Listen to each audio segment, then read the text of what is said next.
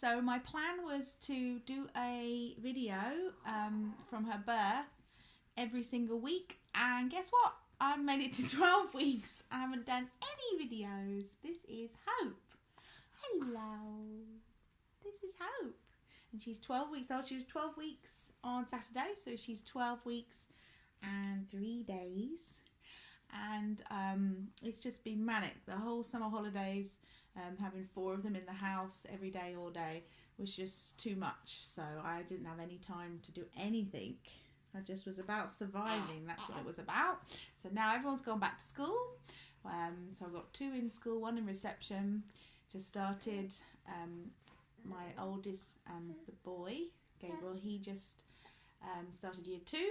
And Abigail started preschool just 2 days a week. So it's one of Abigail's preschool days, and we're all alone in the house, and it's great. And so I just thought I'd share quickly about my birth story, and also just about how things have gone. So I kind of want to try and do something regular, so hopefully this will be the start of it. So I had a home birth, woo! But it didn't really feel like a home birth. Everything kind of went wrong. So I'll just share it in a nutshell, because sometimes 12 weeks out it doesn't really seem that important anymore, although at the time, the first few weeks after it all happened, it was awful, and I had a lot of crying, a lot of yeah, it was very intense. So I had that day, so she was born exactly 2 weeks overdue, so she was born at 42 weeks exactly from her due date. The 16th of June she was born. And the day before I'd gone to an exam. It was my very last exam for my course, for my first year of my course. And so I had driven myself up there, and I'd felt some tight, small cramps. So I thought, oh, maybe something's going to happen today. So I did the exam. I could have stayed all day for the tutorial, but I didn't. I came home because it was a little bit worrying. It's about a 45-minute journey, so I didn't really want to chance being in there any longer, just in case something happened. Nothing happened for the rest of the day, just mild cramps. I woke up at 2 o'clock in the morning-ish, 1:30, 2 o'clock, and so a little bit TMI, but I ran to the toilet and I had diarrhea, and then I went back to bed. And I had my first contraction, and I was like, even I told in my previous video, I said like I didn't know whether this was real labour or not, and I felt like lots of times that it was, but this time when I had that contraction, I was like, that is it. This is definitely a contraction.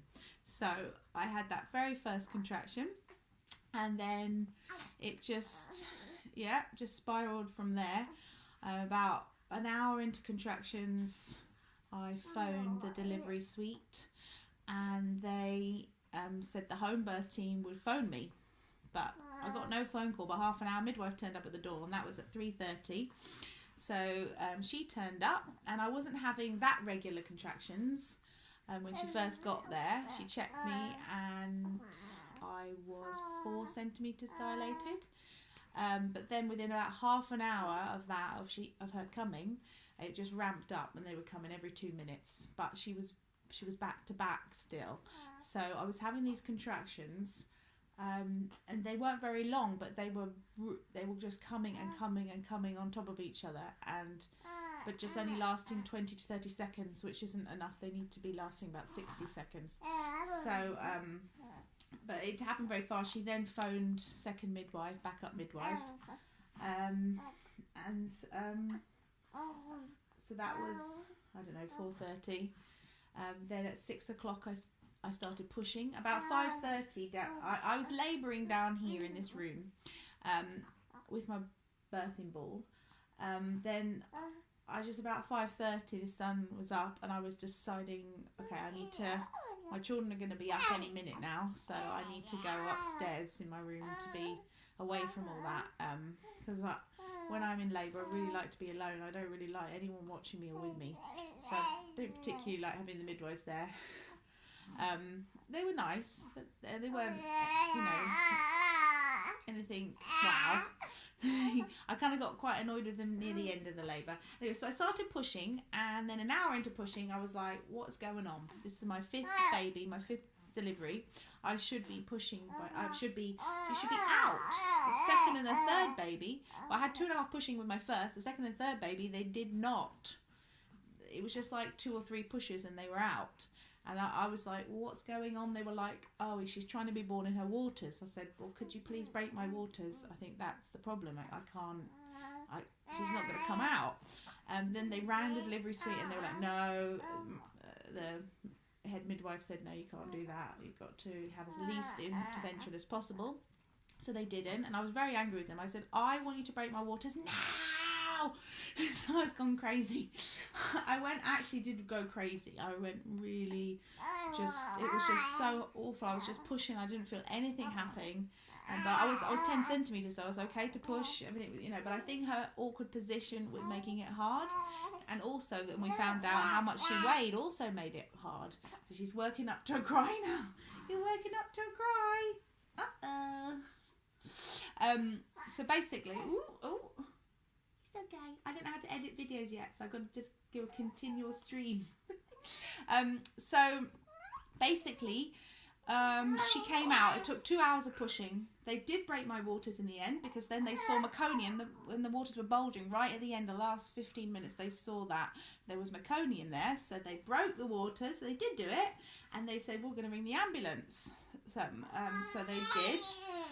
And so the ambulance was waiting outside, which is an amazing miracle, really, because if they hadn't, you might not be here today, because something terrible happened. She was born, and then immediately when she was born, her cord snapped, and then she was pouring with blood. I didn't see this because I gave birth to her on all fours, and then they took her, and the minute she came out, I collapsed back on the bed. Couldn't see anything. It was really hard. 2 hours of pushing. It was just really immense. So all I saw was, I looked up, I saw the midwife, and she grabbed her. She had her hand on her tummy, putting pressure on the open wound, and then she said, I'm sorry, I've got to go with her. So she literally, within 30 seconds of her being born, she was taken to the ambulance downstairs, outside, gone. And I did not see her for 6 hours. So this is the bit where it's very traumatic. Meanwhile, I then start to my placenta comes out okay, then I start to hemorrhage, and then I was taken by ambulance to have general surgery. Oh dear, got a lot of saliva here. So she was taken to neonatal. She was stitched up. She was given fluids. She apparently lost 50 mils of blood, which is quite a lot for a newborn. It was very dangerous. And the traumatic thing was just like giving birth and then immediately being separated. I found that really difficult. I found that very, very difficult. And it sort of brought back trigger memories of when I had my stillborn Jessie. Because it was all silent in the room after she was born. So that was awful. But finally, after 6 hours and after my surgery, we were reunited. They thought she was okay. They'd been checking her, watching her, observing her. And they said she was fine. So she came to me, and then she literally fed, because she hadn't had a feed or anything. 6 hours, she literally fed for the first 24 hours non-stop, which was fine. I held her in the hospital. We stayed overnight and went home the next day. So she's really chewing her fingers. She has had a feed, but she's a very chewy baby. I don't know if she's going to be a thumb sucker, because she likes to chew her thumb a lot. Just like Abigail, your sister. Oh, okay. Ooh. I think she might be a bit tired as well. We just finished the school run.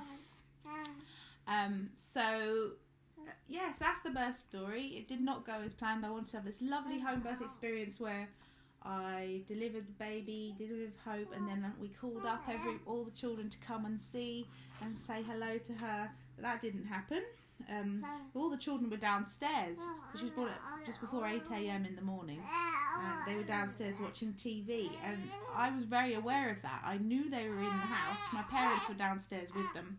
I knew they were in the house, and I was really, really screaming my head off when I was pushing. Not the contraction bit. I was quite quiet, until the pushing stage, but for about 2 hours, every time I pushed, I made a really loud sound. I was trying really hard to push her out. Guess how much she weighed? 9.5 pounds.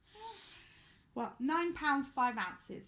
That's the biggest baby by far, and now she weighs over 14 pounds. The last time she weighed she was 14 pounds. So she's a very big baby, very big girl. I don't know how, because as I said before in my other videos, I had the smallest bump, and I also ate the least out of all the pregnancies.